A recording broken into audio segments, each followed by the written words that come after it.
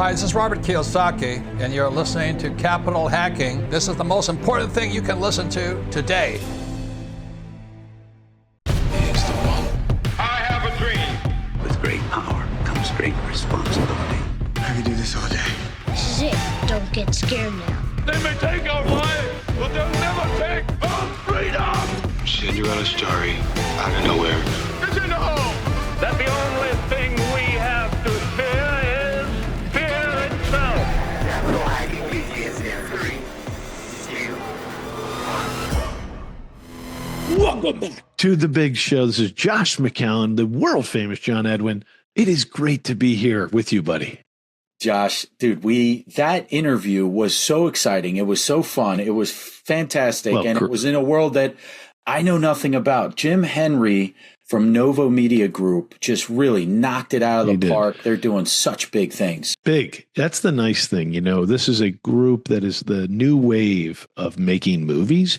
And the reason we invited him on Capital Hacking isn't so much that we all love movies, which I do, and we love the movies he's making. And he has famous people like Mel Gibson is a major actor, and he's got his famous director son. But it's because he talked in terms of how it's so similar to the way a real estate development gets built financially with capital and licensing rights and all this, that he really lays out, first of all, how he was dominant in the world of real estate first, and now he wants to be dominant for a purpose in media. I thought that was a great parallel. Yeah, it's really exciting. They just came out with a movie, Monster Summer. That was a big hit.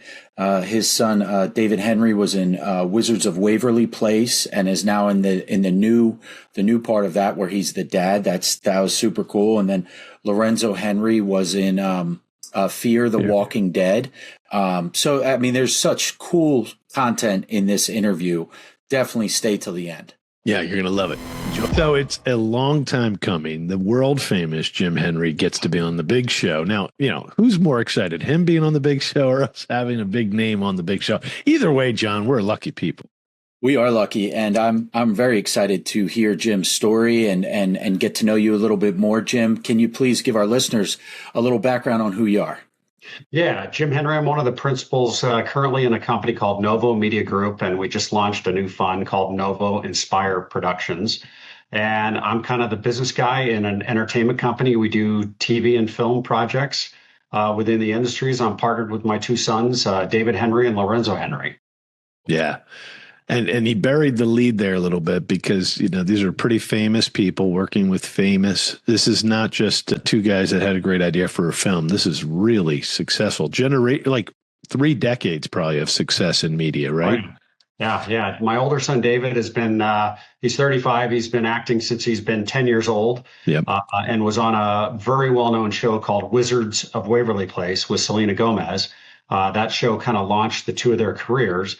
And about 2 years ago, David and Selena came up with an idea to do Wizards Beyond Waverly Place, where David is now the father and he's got 3 kids and married. And Selena comes in, you know, every once in a while, causes a little trouble, and they have a blast. And it's a great family show. So, you know, he's done that in a bunch of movies. And then my other partner, Lorenzo Henrie, who's the younger son, he was on Seventh Heaven, Fear the Walking Dead, and now he's kind of transitioned into a role primarily of behind the camera and producing. So it's a fun company. It's a great company, and I know John's dying to learn about it. I got to really see it in up close and personal. But before we go there, John, you and I are in real estate. John owns many, many, many properties, has done large projects with teams. He's been a partner to me on teams. So what really Jim Henrie liked about us, John, and why he wanted to be on The Big Show is because he started in real estate and learned how to build big things in real estate before the empire of movies and TV. So Jim, you got to tell us that story. What got you into real estate, and what did you end up doing? Yeah, I mean, I grew up in Arizona, and I had an opportunity to get into land development, which I knew nothing about at the time. I'd come out of Arizona State University. I was a young stockbroker and wanted to get more entrepreneurial. And so I took an agricultural piece of property, rezoned it, and got it zoned to multifamily. And next thing you know, we're coming out of the ground with 256 units on a multifamily deal. And then we started doing hotel deals, mixed use developments and single family housing. and did that for, gosh, about 20 years until my kids dragged me into the entertainment business. And the transition was, I'm not the brightest guy in the world, but I knew enough about a cap stack and a development process. And the development process in the entertainment industry is almost identical to the real estate, where real estate, you find a good piece of property, it's location, location, location, and then you determine what the market will bear, and then you rezone it to that. And then when you get your zoning, you have something that the market's looking for, and you have more value, and then you figure out ways to build a cap stack with equity, debt, mezz, and all that kind of stuff. And the entertainment business is almost the same thing. You get a good book, you get a good life right or a good article, and then your architects and your engineers are your writer and your director. Your writer, in essence, creates your CDs, your construction drawings, and then your architect, which is your director, is the one that kind of completes the vision and builds it. But again, in that industry, in the entertainment industry, you do the same feasibility study as you do in real estate. So it's too much all at once, right, John? But I love the comparison to even John. John's done a lot of, dirt to rezoning to building and or exiting before you build. Now you see why we had to get this guy on the show. No, I love it. And so, Jim, you said that your kids pulled you into the entertainment industry, and that David started when he was 10 for the Wizards of Waverly Place. Like, how did that work? Because that's pretty big time. Hey, everybody, a Real Estate Guys radio program. And when you're not listening to our show, make sure you're tuned to Capital Hacking. You're going to dig it.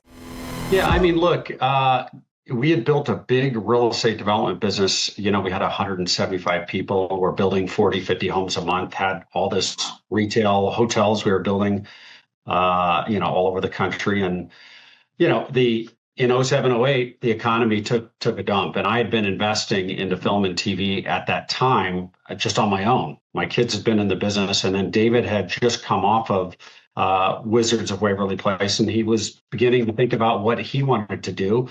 And he knew the creative side of things and had all the relationships in the industry with Vince Vaughn, Kevin James, big stars in studios, et cetera. And, I was reflecting on what I wanted to do at the time because the industry was struggling. And so, I moved from real estate into the business side. David and Lorenzo and I came together. Hey, how you guys doing? We just got hijacked, Jim. I want to hear this story, but look at the monkeys that just walked in here to get on stage. That's awesome. We're at Bohemia today. Forgive me for the public service announcement. So for those of you watching on the film, we're at Bohemia, which is that beautiful property down in Chesapeake Bay area. And we're backup models for today. Okay. So there's real professional models here doing a big studio shoot for the property so that we can make sure, the best celebrities have their weddings here and things like that. And my kids are in the background playing, Jenga blocks on the beach and stuff like that, John. So they're all dressed Love that. to be extras, right? They're the real stars. There. You ready? You want to say goodbye? Wave? Okay, we've got to go. So that's Coyle and Martha and Miriam and Molly. Awesome. So we interrupted you, Jim. Sorry about that. That was just funny. They just walked right into the wine library over here. I love it. Well, constantly when we're doing our Zooms, Lorenzo's got 5, David's got 3. So not quite at your numbers, but we're always dealing with a little bit of that. So. But you saw the, forgive me, I interrupted, John. Yeah. No, I saw, look, I had been investing and had a couple hits, had one big hit and one mediocre kind of success. But I liked what that industry can do because, the entertainment has a way of shaping culture. Everything is downstream, from culture, and culture is shaped through what people see and what they hear. And, so that was our excitement about getting involved in content that was more 4-quadrant family content. And that's what you haven't seen over the last 15, 20 years is enough of that content being delivered to the market. And people want that kind of content. They do. And the tricky thing that happened over the last 20 years, Jim, and I'm sure you can talk about it, is those of us that have values and really want the kids to see good things. There's there's been some really impressive things. Like Mel Gibson did something like called The Passion 25 years ago or whatever, 20 years ago. And that was the first high quality, other than Jesus of Nazareth in the 70s, which was really high quality. It was the first like really high quality production of something that was intentional, let's say. Everything else is always a little bit second rate, right, Jim? Yeah. Like, or maybe even third rate sometimes. And it's like, I'm not sure that's hitting the mark. It might not be doing what it's trying to do. Well, I'm glad you brought up Mel, because he was in our last movie that David directed, and Mel's always been our North Star. Mel phrased the 3 E's, and it's got to go in this order. You entertain, you elevate, and then you educate. And unfortunately, like a lot of faith-based filmmakers, they educate and they're didactic, and then they want to elevate, and then they entertain last. You have to entertain people first and make that the most important thing, which means you got to have the best writers, you got to have the best directors, you got to have the best actors, and you got to have enough money to work within budgets. And so you have to create content that's going to be moving and is not didactic and isn't left or isn't right. It's just right down the middle. And that's what people want. Yeah, no, you guys did that, especially in Monster Summer, which is Monster Summer still on, it's on Amazon Prime now, right? Yeah, it came through the theaters. Yeah, it went through the theater run, and then it went on video on demand, and now it's available on streaming and rental and for purchase. And it's a great movie. It's Rotten Tomatoes, I think, is still like an 88%. That's incredible. Wow. Yeah, audience scores are fantastic, and we made a great movie that grandparents can watch with their grandkids. And it's it's a little scary at times, but it doesn't scar them, of course. No, we got to get into that. John, do you love that whole thing? I love that phrase. It scares you, but doesn't scar you. Can you elaborate a little bit on that, Jim? Yeah, again, fairy tales, and David's kind of North Star that he's always wanted to make movies like Spielberg. And Spielberg made the Goonies and movies like that would elevate you and inspire you, but it would scare you and kind of show you how around every corner can be a monster type of thing. And so that's really what fairy tales are and have been used for, is to teach kids that they're in the real world, there is monsters and you need to be prepared for them. And doing it through fairy tales and film and TV kind of stories is a great way to influence kids and ultimately the culture. So that's kind of our story. And we kind of adhere to a few principles in how we're going to design content. And it's pretty simple. I love it. And so like the Grimm brothers, right? Let's take those fairy tales, and they were kind of scary to begin with. And Disney turned them into like really nice, colorful, easygoing. Yeah. And so you kind of, did you use this in this movie as it kind of brings them back? Like, well, yeah, the Tale Dark and Grimm, it's always good to respect the writers and what the intention of the writers are. And that's what most producers and writers want to do, is they don't take someone's story and then change it. And we actually acquired a book called A Tale Dark and Grimm, which was a New York Times bestseller. And we just adapted that book. And the gentleman that wrote the book did it through a fourth wall with kids in the storytelling. So he had a new and unique view of how to tell the Grimm fairy tales. But the Grimm brothers were, alive during a time when there's a lot of bad things and evil going on in the world. And so they used these tales to give kids, inspiration, hope, but then also allegorical lessons in life. And so that's our thing, is you got to be truthful to the original story. And that's just not what the Grimm fairy tales were. And a lot of the adaptations that you've seen out there in the world is, it is scary, it is dark, but yet it comes through with hopeful allegorical lessons. And I love how you're working with both your sons now, David and Lorenzo. And what does that dynamic look like? Because in the future, I'm looking to do business and start businesses with my kids, my 3 kids. They're becoming adults, and so I want some wisdom from you. This is a selfish question. Yeah, no, it was my sons that kind of brought us back more on track with our faith. And then once that was established, then we knew that we wanted to have an entertainment company that was aligned with our values. And so it was kind of an existential crisis for the 2 young guys trying to figure out what they wanted to do at this next stage in their career. And then, it was a natural for us to come together as a family unit. So it's actually giving me a lot of catch-up time because, as you know, in the real estate world, you're either at a zoning hearing or at a loan committee or raising capital or, trying to, get your occupancy rates up and all that kind of stuff. And I spend a lot of time doing what dads have to do to take care of their families. But now I'm in a position where I get to do all that, but yet work with my sons. Although David's in California, I'm up in Coeur d'Alene, Idaho right now with Lorenzo, because this is where we all moved during the pandemic. But now we're producing a couple shows in Los Angeles. But it's a great dynamic. I mean, I know my lane. I stay in the lane of the business.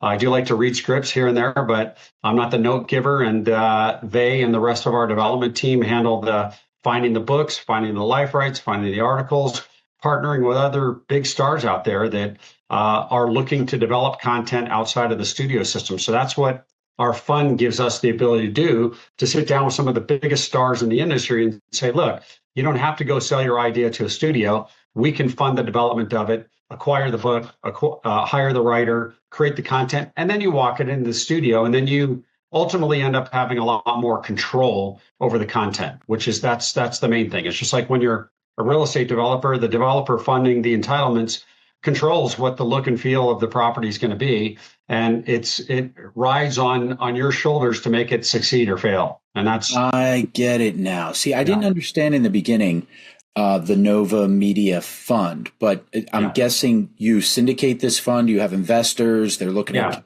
tables. We have a fund that's a Reg D offering in essence, where we also deal with a lot of donor advised funds and foundations, because this is a 7-year fund.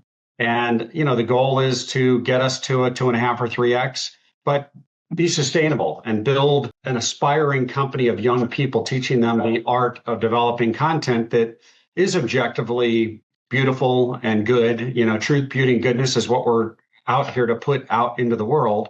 And the content that we put out there, the audiences have already spoken about, what they feel about the delivery of the content that we delivered out there. But we just got a new show with Disney Plus. That's another scary kind of deal, and in the vein of Goonies and Stranger Things and all that, and they love it. But it'll be filled with just things that families can enjoy, and again, allegorical tales of be cautious around what's around the corner. But that's what the fund gives us the ability to do. Is then we develop it, we take it to the studios, and they fund the productions. It's incredible. Josh, I know you're chomping at the bit here, but I have another question that's just, they keep popping up as you're talking. I'm sorry. So with you talked about your boys bringing you guys back to your faith. And I know that you're a strong Catholic man of faith. And how does that play in with like, the Hollywood stuff that, I don't know anything about Hollywood, but I hear it's a struggle when you have, a moral compass and, there's ethics there. Yeah. I mean, look, we've met so many amazing people in the industry that have all different sorts of faiths: Jewish, Christian, Catholic, all different sorts of the realm of different faith perspectives. And surprisingly, many of them arrive at the same objective view of the content they want to produce. They don't want to objectify women, and they don't want to glorify violence. And if there is violence in something, then have it be cause and effect, and have it be true to what actually happens out in the real world. The comic books and, a lot of the action movies glorify violence and show no consequence to action. And so most of the producers we're working with, they're huge producers. They think the same way we want to think. And again, people vote with their wallets. And it's that type of content. Like A Quiet Place is a great movie that we all talk about all the time. It was a scary sci-fi kind of movie, but it was all about family. It was about, two parents doing what they could to save their kids. And one at the end of the movie sacrifices himself for their kids. And those are the things we look for as honor, dignity, sacrifice, and family. But most of the people we work with are on that same page. And now we're getting calls from, the big streamers out there wanting the family type of content, and they know that's the stuff we're going to do. We're not going to make Saw, and we're not going to make 50 Shades of Grey. That's for sure. So, hi, this is Melanie McCallan. Josh and I are just so grateful for the many investors who have already joined us at Accountable Equity. Accountable Equity is so much more than a capital group. It's really a community of accredited investors that want to learn and grow together. I just want to personally invite you, if you want to find out more about this type of investment and see if it's right for you and your family, please visit us at accountableequity.com. Hey, it's Hal Elrod, author of The Miracle Morning, and you're listening to Capital Hacking. Enjoy. You know what's interesting, Jim? So I want to get back a little bit to the world of investing, because I know you speak that language great, from the world of real estate to this fund. But I want to just chat with you a little bit about the content for a second. Yeah. I have this crazy theory, and John, you feel free to weigh in on this, that with everyone using an iPhone, even in a home that we have a lot of kids and they don't have iPhones yet, the ones that do, we ask them not to do it much while they're home. This is crazy, but for the first time in probably a generation, I think watching a movie together is actually a positive experience for the family rather than a waste of time, because otherwise they might be doing something on their scrolling on their phone, which is so isolating. Yeah. I mean, it's the only time I think in our lives where we could actually argue it's a great idea to watch movies. But and then you go to watch a movie, especially me with age ranges, and there are so few that are like sub R, and you're like, darn, maybe the R ones are reasonable because it might be military war scenes or whatever, or action, but still you're like, I can't do it. We can't watch that with the little kids and stuff. So there's so few sub R.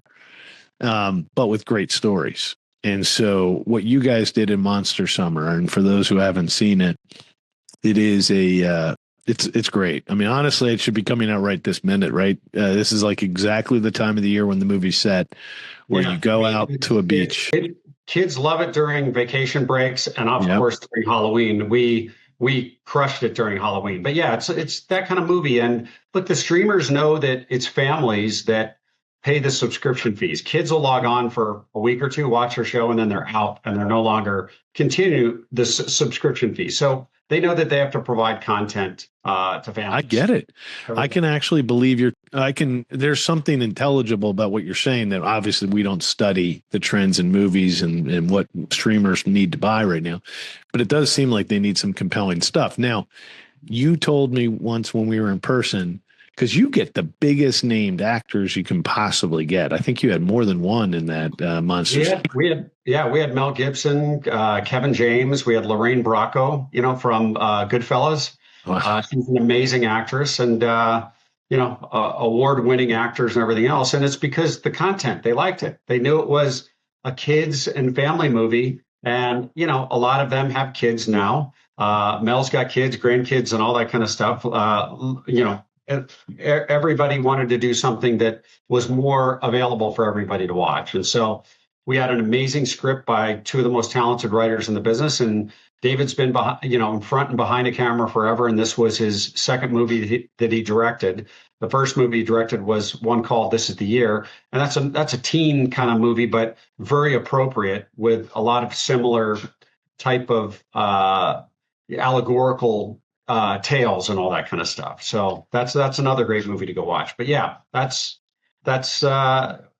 if you create a good piece of content, the big stars are going to want to be in. Well, that's the thing. There's no way you paid top dollar for Mel Gibson. Nobody, you wouldn't have had the budget ability to pay him his full rate. So he did it for a fee that was acceptable. I don't know what the fee was, but much better fee because he wanted that content, is what you're saying. I like Correct. that. He literally said to David, and first David had to win him over with a letter, and then when he got an in-person meeting with him in Los Angeles, what was supposed to be an hour of booked time, because you only get an hour with Mel, turned out to be 2.5, 3 hours, and they told stories together for hours, shared some tears and common beliefs and all that kind of stuff. And so that's again, the script won David the opportunity to go in and pitch it, and him being an actor, he knows what it takes to win over another actor. So that's the key. And then, like real estate, you have to have portfolio theory. You can't go make one movie or one TV show. You have to develop a lot. When I was a developer, I had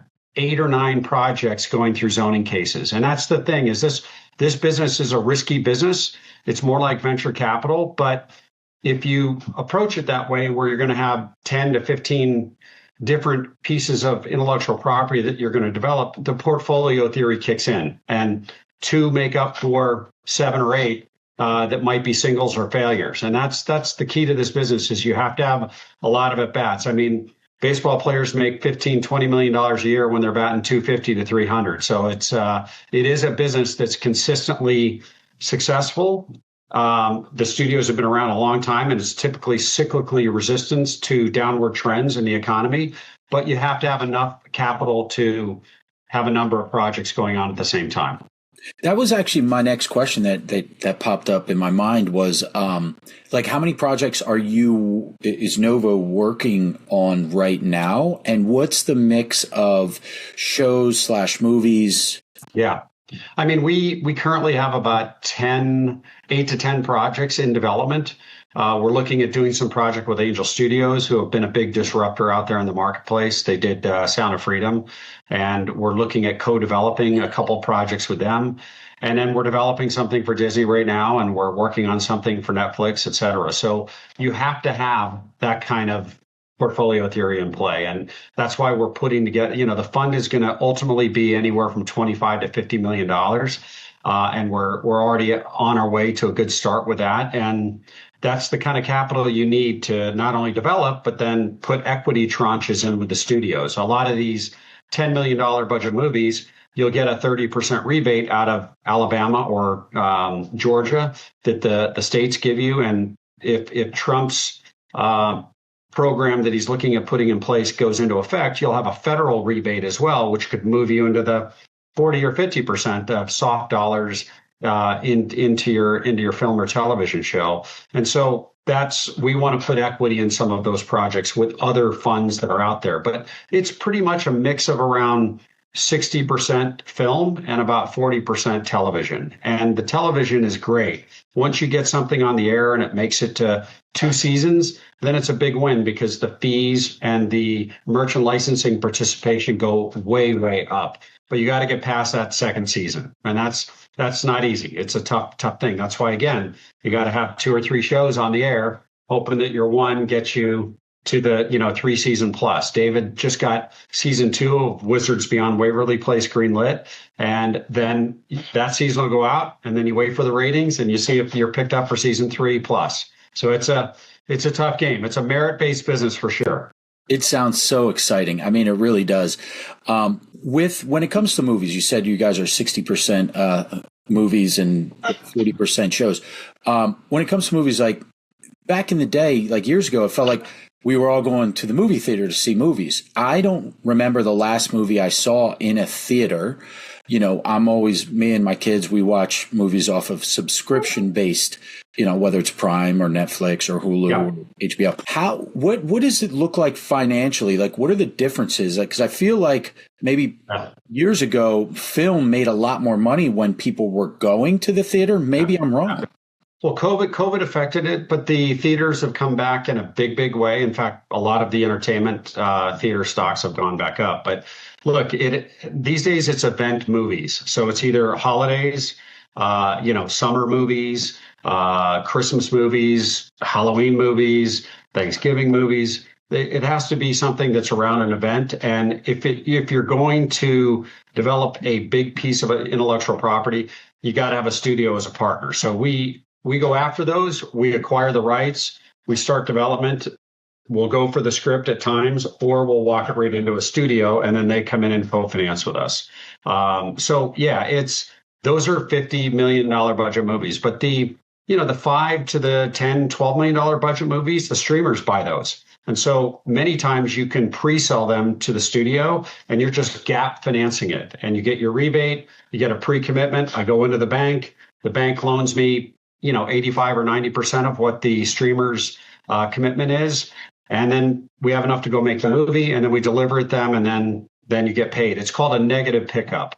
So that's the best way to do it. Or you pre-sell your foreign, where the UK gives you 10% of your budget, France will give you 8%, and you try to assemble 30 to 40% in pre-sales. Then you get your rebate, and then your net equity is only 25 or 30%, and domestic is wide open. So that's a big technical kind of cap stack, but it's just like a real estate deal. Hey guys, it's John Vroman, founder of Front Row Dads, and you're listening to Capital Hacking, the best investment you'll make today. That's very technical, but categorically, just let's break the categories down for 1 second. They're so compelling. Yeah. And I would love for you to do a side-by-side. Could you do that for us? Because there's so many investors listening to this show, and so many are probably going to want to follow up with you if you'll give your contact info. But more importantly, we just want to get our head around it. Yeah.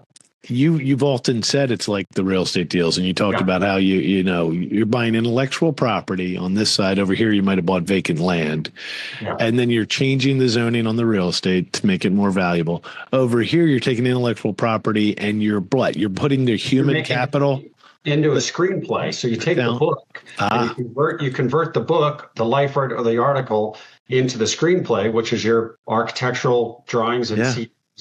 And then, like on a mixed use deal, I would get that zoned, and then I would go to try to fill a couple of the spaces with bigger boxes. And then I only need, so I can get a loan against those lease agreements. And typically you would get to 40 or 50% loan to cost. And then you might get some other local state incentives, and then you have your net equity. It's the same in the film and TV business. You get a certain amount out of a state like Alabama. I spend $10 million there. They give me a check for $3.5 million, depending on where I shoot it. And that's soft money. I don't have to pay that money back. It's just for me bringing all that $10 million production into that state. And then I go territory by territory, over to the UK, over to France, over to Germany, over to Italy. When you say you go over there, for the distribution rights, who are you negotiating with? Like the BDC? Yeah, there's foreign sales companies that all they do is they have 10 to 12 people like us. So they have leverage and they have repeat business with these big international buyers. So I show them my movie, show them who the cast is, show them who the budget is, show them what territories are not unsold or licensed, and then they go license them. I get it. So whenever it plays in England, that group is going to get a royalty off that play. So they bought that right to that royalty. They bought the payment, right to exhibit the movie or the TV show in the UK now for I get it. 7, 10, or 15 years, depending on what the cool was. Yeah. John, it's compelling, isn't it? So I love it. It is. This has been a fascinating interview, Jim. Thank you so much. And with our listeners, how do they follow up? Like if they have questions, maybe they want to invest, where do they find you? Well, look, we're changing the branding of the company from Novo Media Group to Novo Media Inspire. But right now we have novomediagroup.com. People can go on there. But look, anyone can reach out to me. My email is james@novomediagroup.com. And my cell phone is always available, and I'll give it to you. It's 818-422-1972. Wow. You're such a deal. You're such a dealer. You know how to get it. If people want to reach you, they can reach you. That's the way it works, right? Yeah. I like that, Jim. I've met so many CEOs that give out their cell phones. If they can do it, then I'm not a big CEO. I put my cell phone on podcasts as well, Jim. So good for you, buddy. Well, we can't wait to see you in person again, and keep up the great work. You got it. All right, guys. God bless. Cheers. Thanks so much. Damn straight. We just got we got to the end of another great show, and everyone listening right now, you're the family and friends. Thanks for staying till the end. That was so fun. And hey, hit the like, hit subscribe. We're here to serve you guys. That's why we're doing this show. Josh is not paying me. I'm doing this off of my quote unquote sweat equity because we want to make a difference in your life. And then that ripple effect will continue to touch the world. Hey, amen, brother. Please check us out on capitalhacking.com, all the social media threads. And yes, I know you've probably already sent this episode to one of your best friends. Thank you. We love you. Just go right into your iPhone, hit the plus symbol. We'll talk to you later. See you next week. Share.